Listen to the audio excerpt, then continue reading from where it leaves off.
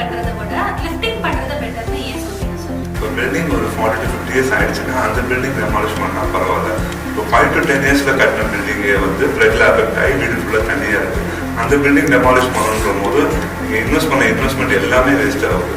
இப்போ அதுக்காக தான் நம்ம லிஃப்டிங் பண்ணுறதை வந்து ப்ரிஃபர் பண்ணுறோம். இந்த பில்டிங் லிஃப்டிங் பண்ணும்போது உங்களுக்கு electrical work, plumbing work, would work வந்து எதுவுமே டேமேஜ் ஆகாது. நாங்கள் அப்படியே லிஃப்டிங் பண்ணி கொடுத்துருவோம். இதனால உங்களுக்கு காஸ்ட் வைஸ் கம்மியாகிடும். அதேமாதிரி டைமிங் வைஸும் பார்த்தீங்கன்னா நாங்கள் ஒரு 2 months தான் எங்கள் ஒர்க் ஃபுல்லாகவே கம்ப்ளீட் ஆகும். நீங்கள் டெமாலிஷ் பண்ணிட்டு புது பில்டிங் பண்ணணும்னா 5 to 6 months ஆகும். அதனால காஸ்ட் வைஸ் டைமிங் வைஸும் இந்த பில்டிங் லிஃப்டிங் தான் உங்களுக்கு பெஸ்ட்டாக இருக்கும். இப்போ கிரவுண்ட் ஃப்ளோர்ல லிஃப்டிங் பண்ணதுக்கு அப்புறமா ஃபர்ஸ்ட் ஃப்ளோர்ல வீடு கட்டலாமா, அந்த லோட வந்து தாங்குமா அப்படின்னு நிறைய பேருக்கு டவுட் இருக்கும். அதை பத்தி உங்களோட எக்ஸ்பிளனேஷன் என்ன சார்? கண்டிப்பாக தாங்கணும். ஃபர்ஸ்ட் ஃப்ளோரும் கட்டலாம், நீங்கள் செகண்ட் ஃப்ளோரும் கட்டலாம், நீங்கள் 3 to 4 floors தாராளமாக கட்டலாம். அது நாங்கள் அடிஷ்னலாக ஒரு புது பெருத்துலையும் உங்களுக்கு கீழே கொடுத்து தந்துடுவோம்.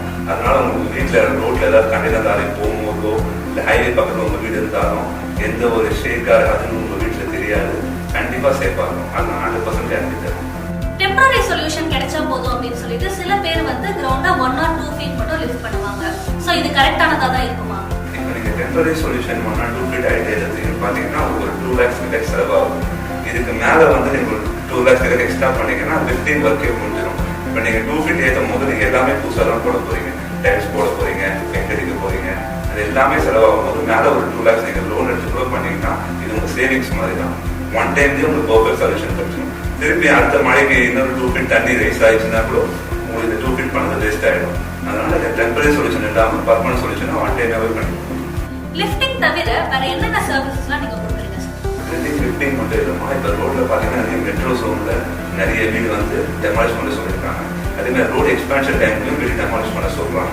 அந்த டைமில் வந்து நம்ம பில்டிங் ஷிஃப்டிங்கும் பண்ணி தரோம். இப்போ வீடு பக்கத்தில் நமக்கு இடம் இருக்குது, இல்லை நம்ம இடமே பின்னாடி இருக்குன்னா நம்ம பில்டிங்கை வந்து ஷிஃப்டிங் பண்ணிக்கலாம். இதையும் பண்ணி தரோம். அது வந்து நம்ம புது பில்டிங் கட்டுறது, கன்ஸ்ட்ரக்ஷன் ரிலேட்டட் ஒர்க்ஸ் எல்லாமே நாங்கள் பண்ணி தரோம். கிரவுண்ட் ஃப்ளோர்ல லிஃப்டிங் ஒர்க் போயிட்டு இருக்கும்போது ஃபர்ஸ்ட் ஃப்ளோர்ல இருக்கவங்க அங்கேயே தங்கிக்கலாமா? தாராளமாக தங்கலாம். ஃபர்ஸ்ட் ஃப்ளோர் இருக்கிறவங்க அங்கேயே இருக்கலாம். அதுக்கு சின்ன சின்ன ஆப்ரேஷன்ஸ் மட்டும் பண்ணுற மாதிரி இருக்கும். பார்த்தீங்கன்னா அது பிளம்பிங் ரிலேட்டடில் பைப்ஸ் ஜாயின் பண்ணுற மாதிரி இருக்கும், எலக்ட்ரிக்கலில் ஒயர் ஜாயின் பண்ணுற மாதிரி இருக்கும். இது ஒரு ஆஃப் டே வேலை தான். இதை முடிச்சுட்டாங்கன்னா அவங்க தாராளமாக லிஃப்டிங் ஒர்க் முடிவு வரைக்கும் அங்கேயே கற்றுக்கலாம். பில்டிங் லிஃப்டிங்கை பற்றி எந்த டவுட் இருந்தாலும் நீங்கள் தைரியமாக எங்களுக்கு கால் பண்ணி கேட்கலாம். பில்டிங் லிஃப்டிங் பண்ணும்போது நாங்கள் அங்கேயே ஸ்டே பண்ணி ஒர்க் பண்ணுறதால உங்களுக்கு எந்த ரிஸ்க்கும் கிடையாது. பில்டிங்கில் கிராக்கு டேமேஜ் எதுவுமே வராமல் நாங்கள் பார்த்துப்போம். அப்படி ஏதாவது